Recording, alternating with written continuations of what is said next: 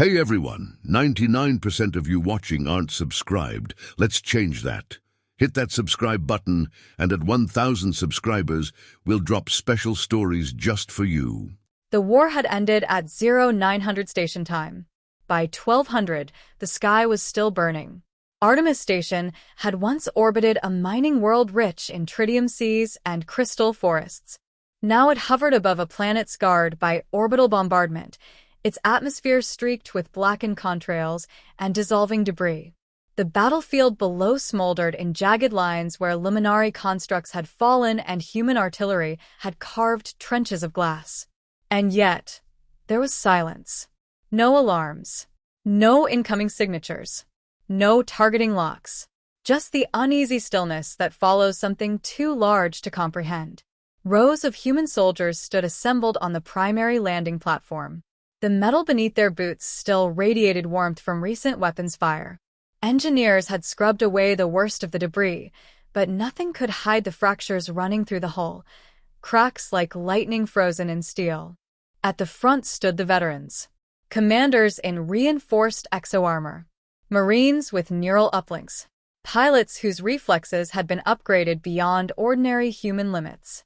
Their uniforms bore ribbons earned in vacuum ambushes and planetary sieges. Some had lost limbs. Others had replaced organs. All of them had survived. Behind them stood the regulars. Behind them, the support corps. Private Elias Ward found himself in the third line from the back, helmet tucked awkwardly under his arm. His uniform was too clean compared to the soldiers in front of him. He'd been reassigned from communications control just an hour earlier with a single cryptic message. All personnel under age 25 to platform A, full dress. No exceptions. He still didn't know why. Relax your shoulders, whispered Corporal Jansen beside him. You look like you're about to faint. I'm not supposed to be here, Elias muttered. None of us are supposed to be here. That's the point. Ahead, General Kovac stood rigid, silver hair tied back, cybernetic eye gleaming faintly red. He had commanded humanity's counteroffensive after the Luminari first appeared in Earth orbit 10 years ago, luminous ships descending without warning, demanding surrender to what they called harmonic unification. Humanity had declined. The war that followed reshaped half the solar system. And now, without clear explanation, the Luminari had requested a ceremony. A new shape emerged above the station. Gasps rippled through the formation. The Luminari flagship did not approach like a ship. It unfolded. Space itself seemed to bend as a structure of white-silver light phased into visibility, vast, curved, almost organic. Its surface shimmered like liquid crystal, reflecting stars in impossible angles. No visible engines. No weapons deployed. It simply existed. Even the veterans shifted uneasily. A seam of radiance opened along its underside. A pathway extended, not metal, not energy, but something between the two. She descended alone. Princess Elira. No escort. No visible guards. Her form resolved gradually, as though reality needed a moment to adjust. She stood taller than any human present, her body wrapped in layered crystalline armor that flowed like draped glass. Pale markings traced along her skin in slow-moving constellations, rearranging themselves with each breath. Her eyes, luminous, soft blue, surveyed the platform. Elias felt it immediately. Not pressure. Not fear. Awareness. As if every thought he'd ever had was briefly weighed and catalogued. General Kovac stepped forward, boots striking the platform with deliberate force. Princess Elira of the Luminari Dominion, he said, voice amplified across the platform. Humanity acknowledges the ceasefire and honors the terms of diplomatic convergence. Her gaze shifted to him. When she spoke, her voice carried no mechanical distortion. It resonated, not loud, but everywhere. Your species has endured. It wasn't praise. It was observation. The Luminari crown invokes the right of selection, she continued. One human shall stand as harmonic counterpart to the throne. Through this bond, hostilities shall not resume. Murmurs broke formation. Everyone knew fragments of alien intelligence reports. The right of selection was ancient, older than the Luminari Empire itself. When their civilization ended a planetary war, a single representative from the opposing species would be chosen to form a symbolic and neural bond with their ruling bloodline. A guarantee of peace. Or leverage. General Kovac gestured to the first row. Humanity presents its most decorated officers. The veterans straightened. Captain Imani Rao, survivor of the Titan siege. Major Darius Holt, tactician of the Europa counterstrike. Commander Linwei, the pilot who destroyed 3 Luminari carriers in a single engagement. Each stood immovable, prepared. Elira stepped forward. She walked past them. No pause. No inspection. No acknowledgement. Confusion flickered through the ranks. She moved down the line of augmented soldiers, those with visible cybernetic enhancements, neural implants glowing faintly beneath skin. She did not stop. A decorated admiral subtly shifted forward, chest out. Ignored. The air thickened with disbelief. Elias tried very hard to appear invisible. She passed the second rank. Third. Her steps were soundless against metal. The soldiers she passed felt it, that same quiet weighing, as if their histories were unfolding before her. Some lowered their eyes involuntarily. Then she reached the final rows. The support personnel. Medics. Technicians. Comms operators. Elias's pulse thundered in his ears. She stopped directly in front of him.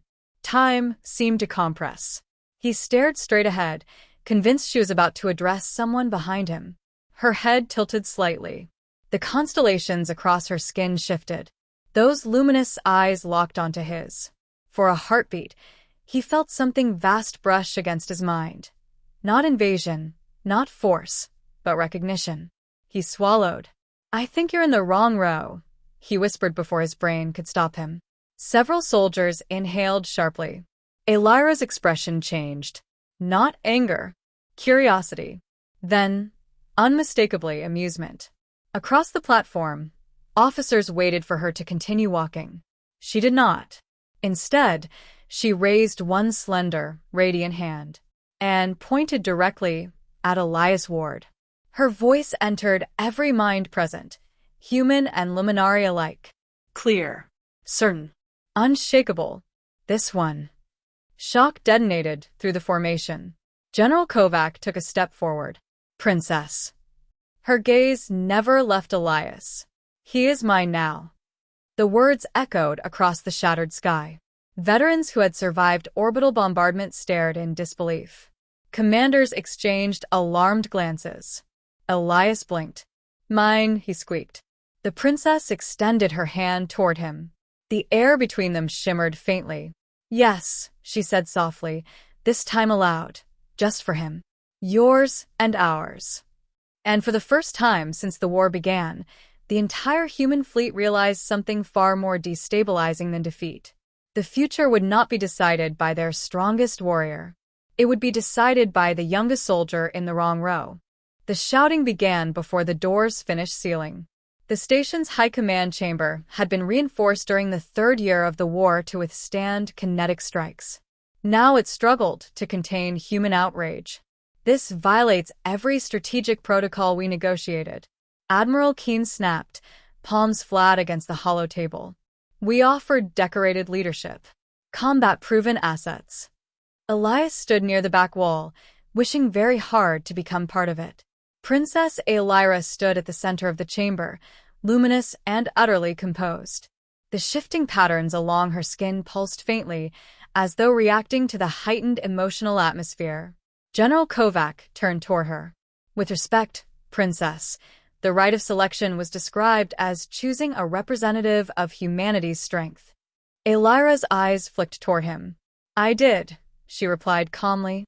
A strained silence followed. Several officers looked at Elias as if trying to spot the hidden superweapon they had somehow missed. Elias raised a tentative hand. "Permission to clarify that I am not humanity's strength." No one laughed. Elira's gaze softened almost imperceptibly. "You misunderstand strength," she said. Commander Reyes crossed her arms. "Then enlighten us." The hollow table activated at a subtle gesture from the princess. The room dimmed as archived battle footage filled the air. The first projection showed the siege of Ceres Relay, chaos, debris, Luminari drones tearing through human defensive lines. The timestamp marked it as one of the bloodiest engagements of the war. A feed zoomed in. Elias froze. That's not necessary. But it continued. There he was, younger, thinner, communications headset crooked, dragging an unconscious civilian engineer toward an evacuation shuttle while artillery fire rained down. The audio replayed his voice arguing over comms. Negative, command. Shuttle still has capacity. I'm not leaving them. Another clip. Europe outpost. Hull breach. Emergency lights flashing red.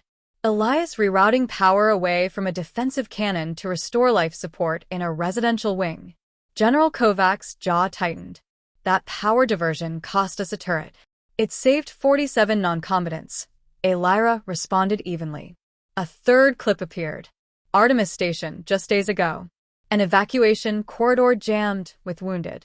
Elias guiding civilians while a superior officer ordered full tactical withdrawal. He hesitated. Then he disobeyed. The projection froze. The room's air felt heavier. You reviewed our classified battle archives? Admiral Keen demanded.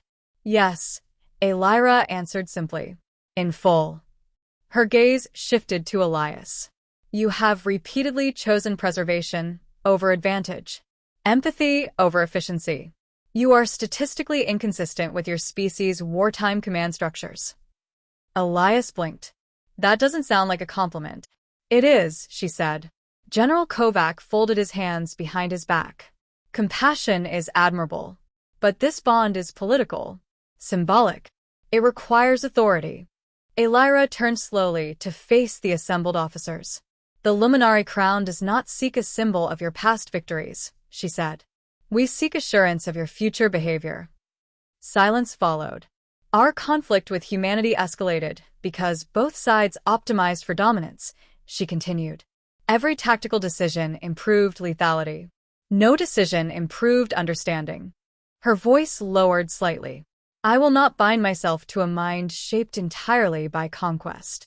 The words landed like a quiet detonation. Commander Reyes glanced at Elias. He's barely trained. Correct, Elira said. He lacks diplomatic experience. Correct.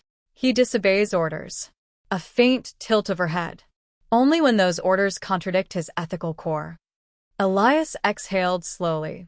I feel like I should apologize for something. The princess stepped toward him. Every officer's posture tightened. She stopped at conversational distance.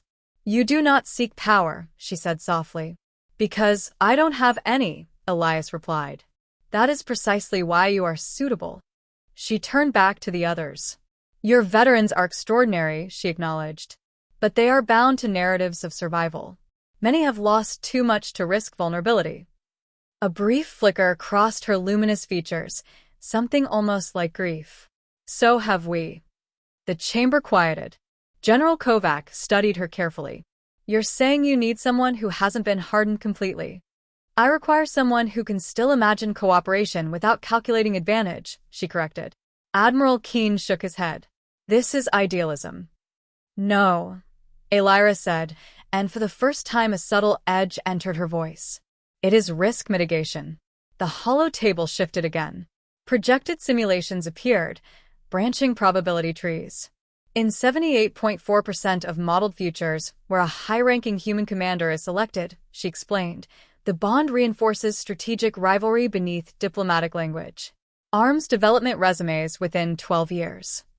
The branches glowed red. In 62.1% of futures where a decorated war hero is chosen, symbolic unity fails due to unresolved trauma responses. More red. She gestured lightly. A third model illuminated. With this human, probability of renewed large-scale conflict drops below 18%. The room went very still. General Kovac's cybernetic eye whirred faintly as he processed the data. You ran long-range socio-behavioral projections. Yes. And you're staking interstellar peace on a 22-year-old communications technician. Elira met his gaze without blinking. Yes. All eyes turned to Elias. He swallowed. Respectfully, he said, voice thinner than he'd like, has anyone considered asking me? A pause. Then, unexpectedly, several officers almost smiled. Elira faced him fully now. Do you refuse? She asked. Her tone carried no threat, just inquiry. Elias looked around the room, at the veterans who had fought for a decade, at commanders who had lost friends, at leaders who were exhausted beyond measure. Then he looked at her. Up close, the light beneath her skin wasn't cold. It was warm. You ended the war, he said quietly. I halted escalation, she corrected. Why? He asked. A faint flicker passed across her expression. Because victory was no longer distinguishable from extinction. The honesty of it struck him harder than any display of power. He ran a hand through his hair. I'm not a politician, he said. I don't know alien customs. I don't even know why you're sure about this. Elira's gaze didn't waver. Because when you thought no one important was watching, she said, you chose lives over accolades. The chamber remained silent. You act according to internal alignment rather than external validation, she continued. Such individuals are rare in governance. Elias gave a weak half-smile. You make it sound impressive. It is, she said. General Kovac exhaled slowly. If we agree to this, he said, what guarantees do we have? Elira answered without hesitation. The bond is mutual. If harm befalls him, it destabilizes my neural lattice. If harm befalls me, it disrupts his cognitive integrity. Neither of our civilizations would permit that. A murmur spread. Mutual vulnerability. Not leverage. Balance. The general studied Elias one last time. Private Ward, he said carefully, this decision will define humanity's first permanent alliance beyond our species. Do you understand that? Elias nodded slowly. I think so. And he hesitated, then spoke plainly. The Luminari flagship did not feel constructed. It felt grown. Elias tried very hard not to stare as he stepped across the threshold. The surface beneath his boots responded to pressure with soft pulses of light, as if acknowledging each step. The air carried a faint resonance, not sound exactly, but vibration, like standing inside the memory of music. Behind him, a small human delegation remained near the entry aperture. General Kovac, 2 science advisors, and a medical team standing by in case the alien definition of bond involved disintegration. Ahead, Princess Elira walked without looking back. Try not to touch anything, one of the scientists muttered into Elias's ear over a private comm. I'm not touching anything, Elias whispered. You just stepped on it. That doesn't count. The corridor widened into a vast chamber whose ceiling arched into translucent infinity. Structures of suspended light drifted in slow orbit around a central dais, symbols Elias didn't recognize, arranged in spiraling geometry. They shifted constantly, reconfiguring like equations solving themselves. This is the convergence atrium, Elira said.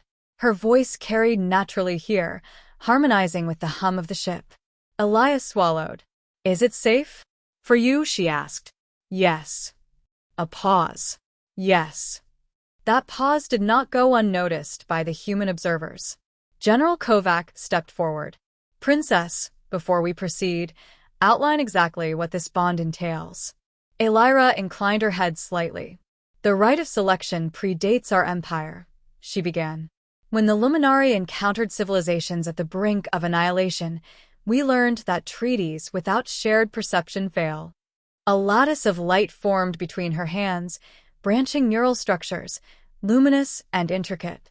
Our neural architecture is capable of harmonic synchronization, she continued. Through controlled resonance, 2 consciousnesses may overlap at defined thresholds. Elias blinked. Overlap. Not merge, she clarified. Not dominate. Synchronize. One of the human scientists leaned toward Kovac. A bidirectional neural link. Permanent. Kovac asked. Adaptive, Elira replied. Strength varies by proximity and intent. At baseline, emotional states become perceivable. With consent, memory exchange is possible. The room went still. Elias stared at her. You'll be able to read my mind? No, she said calmly. Not without invitation. The bond is not intrusion. It is alignment. And you're sure that won't? He gestured vaguely at his head.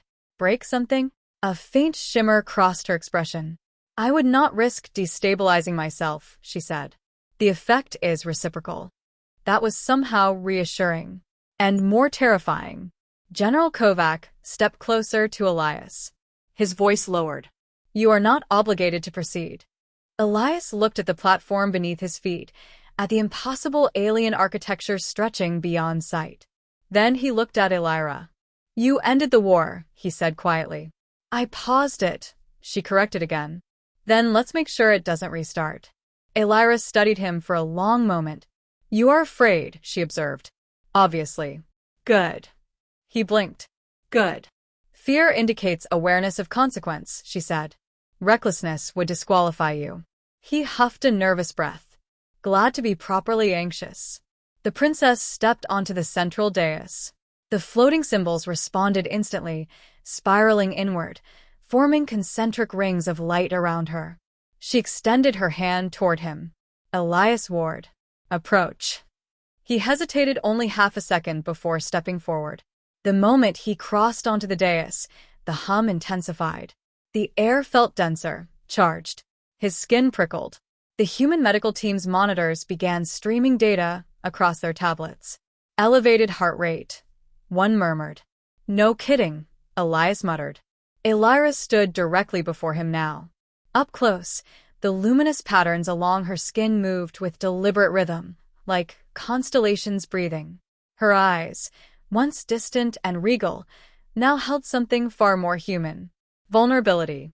Once initiated, she said softly, so only he could hear, the bond cannot be fully undone. He nodded. What does it feel like? He asked. A slight pause. Loneliness, she answered quietly, will become more difficult to maintain. That answer struck deeper than he expected. The floating rings tightened, forming a sphere of interlocking light around them. General Kovac's voice echoed from beyond the perimeter. Princess, confirm final consent. Elira's gaze never left Elias.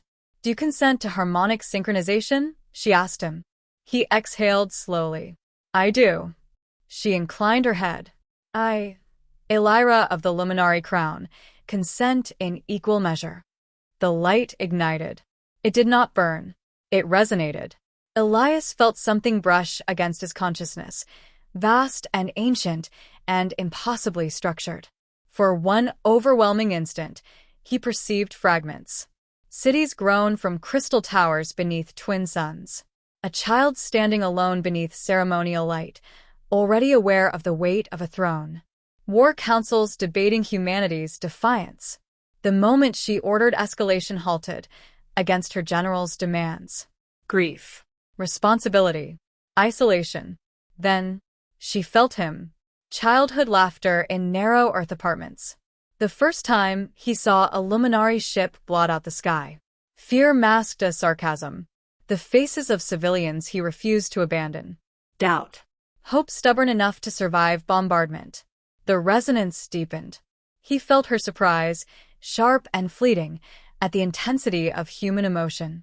Not chaotic, just vivid. You carry them all, her voice whispered inside his mind. Who, he thought back instinctively. Those you could not save. The truth of it made his breath hitch. And you carry billions, he replied silently, sensing the immense lattice of her people threaded through her awareness. The sphere of light pulsed brighter. Outside, instruments spiked. Neural patterns synchronizing, a scientist breathed. This is impossible. Within the sphere, Elias felt the boundaries of himself stretch, not dissolving, but expanding. Her perception layered over his. Electromagnetic currents, gravitational subtleties, the faint hum of stellar radiation beyond the hull. At the same time, she experienced something startlingly new. Unfiltered individuality. Humans did not resonate in unified harmony. They blazed separately, contradictory, impulsive, creative. It startled her. It fascinated her. The light reached a crescendo. Then, stillness. The sphere collapsed inward, dissolving into nothing. Elias staggered. Elira caught him before he could fall.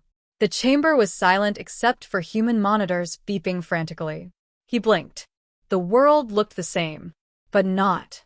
He could feel her, not as a voice speaking constantly, as presence, like a second heartbeat somewhere beyond his own ribs. "You remain intact," she observed gently. "Define intact," he muttered. A faint ripple of warmth touched his thoughts. Amusement. He straightened slowly. "You're still you. And you are still unexpectedly irreverent," she replied. General Kovac approached cautiously. "Status." Elias looked at him, and for a split second, he sensed Kovac's restrained fear, buried beneath command discipline. He had never noticed that before. "I'm okay," Elias said. Elira turned toward the humans. "It is complete," she announced. Across the solar system, long-range sensors registered a surge of exotic energy emanating from the Luminari flagship, not a weapon discharge, but a signal. A declaration. Earth looked smaller from orbit than Elias expected. Not physically smaller, he knew the numbers, but emotionally. From the observation terrace of the Luminari flagship, continents drifted beneath cloud systems like brushstrokes on deep blue canvas. City lights flickered along the night side, fragile constellations clinging to the curve of a world that had almost burned. He rested his hands against the transparent barrier. "It doesn't feel real," he murmured. Beside him, Elira stood in quiet stillness. The bond between them hummed faintly, no longer overwhelming, just present. Like standing near a calm ocean whose tides moved in rhythms too large to notice unless you listened carefully. "It is real," she said. "Your species survived what many do not." He sensed something beneath her words. A memory surfaced, not forced, not invasive. A planet of violet forests reduced to ash under Luminari miscalculation centuries ago. A war won too efficiently. He inhaled sharply. "You lost one," he said softly. "Yes." The single syllable carried more weight than any speech. Behind them, diplomatic councils filled the central chamber. Human ambassadors stood across from Luminari envoys, beings of luminous grace who regarded humanity not as enemies now, but as volatile variables. Negotiations were underway, trade corridors, demilitarized zones, shared research initiatives. And every time tension rose too high, Elias felt it. A spike. A ripple through the bond. Elira felt it too. Their shared presence had become a stabilizer. Not by force, but by example. "You're doing it again," Elias muttered. "Doing what?" "Projecting calm." A faint shimmer passed across her skin. "I am not projecting. I am calm." "Show off." A flicker of amusement warmed the connection between them. Weeks had passed since the bonding ceremony. The initial fear among human leadership had softened into wary acceptance. Medical scans confirmed what Luminari science had predicted. Elias's neural pathways had adapted, forming stable resonance channels rather than deteriorating under alien influence. He wasn't enhanced. He was expanded. He could sense emotional gradients in a room now, not hear thoughts, not read secrets, but perceive intent. Hostility tasted metallic. Grief felt heavy. Hope shimmered faintly, like distant light. The first time he addressed the United Earth Assembly, he nearly fainted. "You want me to say what?" he had whispered to General Kovac. "The truth," the general replied. "Apparently you're good at that." Standing before billions via planetary broadcast, Elias had done exactly that. "I'm not a hero," he told them. "I didn't win the war. None of us did. We just stopped losing." He spoke about what he felt through the bond, not classified data, not alien strategy, but emotion. "They're afraid of us," he admitted. "Not because we're weak. Because we're unpredictable. And because when we fight, we don't stop." Across the link, Elira had felt the ripple of honesty move through her own people. For the first time, the Luminari saw themselves reflected in human words, not as conquerors, not as monsters, but as beings capable of error. It changed the tone of every negotiation that followed. Now, on the terrace, Elias exhaled slowly. Do they resent you? He asked. My generals, she replied. Yes. Yes. At least she was consistent. They believe I risked strategic superiority, she continued. They do not yet understand that superiority was the catalyst for instability. And humans? He asked. She glanced at him. They do not resent you, she said. They are confused by you. That tracks. You were not chosen for dominance, she explained. Your species has historically equated selection with hierarchy. And you didn't. No. He studied her profile, luminous markings slow and steady. Why did you really stop the war? He asked. She was silent for a long moment. Through the bond, he felt something stir, not reluctance but gravity. When I reviewed projections, she said quietly, humanity did not collapse under pressure. You adapted. Each escalation strengthened your resolve. That's not comforting. It is dangerous, she corrected. Had the war continued, one of two outcomes was inevitable, your extinction or ours. He felt the truth of it resonate. You chose neither, he said. I chose uncertainty. A faint smile tugged at his mouth. Welcome to humanity. Below them, Earth rotated slowly into daylight. A transport shuttle detached from the flagship, carrying the first joint scientific delegation toward the surface, humans and Luminari together. Agricultural exchange. Atmospheric restoration research. Medical collaboration. Small steps. Massive implications. You know, Elias said, when you pointed at me and said, he's mine now, I thought I was about to become an alien hostage. Her eyes flicked toward him, bright with subtle humor. And now I think I became an interstellar mediator without a job description. That is accurate. He laughed softly. The bond pulsed, not just between them, but outward. A gentle broadcast.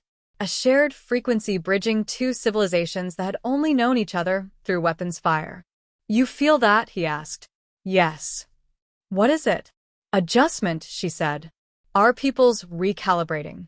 He considered that. You ever regret it? He asked suddenly. Choosing me? She turned fully toward him. Within the connection, he sensed her answer before she spoke. No. Not hesitation. Not calculation. Certainty. You are not what your species expected, she said. That is precisely why this may succeed. He looked back at Earth. I still don't feel important. Importance, she replied, is often misidentified. You are not significant because you command armies. You are significant because you influence direction. He absorbed that quietly. A notification chimed softly within the chamber behind them, negotiations reaching provisional agreement on the first joint exploration mission beyond the solar system. A human Luminari vessel, crewed by both. Elias felt a ripple of anticipation, not just from himself, but from her people. Looks like we're not done, he said. We have only begun, she corrected gently. He extended his hand toward her, not ceremonial, not political, just human. She regarded it for a brief moment, then placed her luminous hand in his. The contact strengthened the resonance between them, steady and balanced. Below, Earth shone in full daylight. Ahead, stars waited, no longer targets. Destinations. Ready? He asked. Elira's gaze lifted toward the vastness beyond. Yes, she said. And together, not ruler and subject, not conqueror and conquered, but partners bound by shared perception, they turned toward the universe. The war had ended with a single choice. Peace would be built the same way.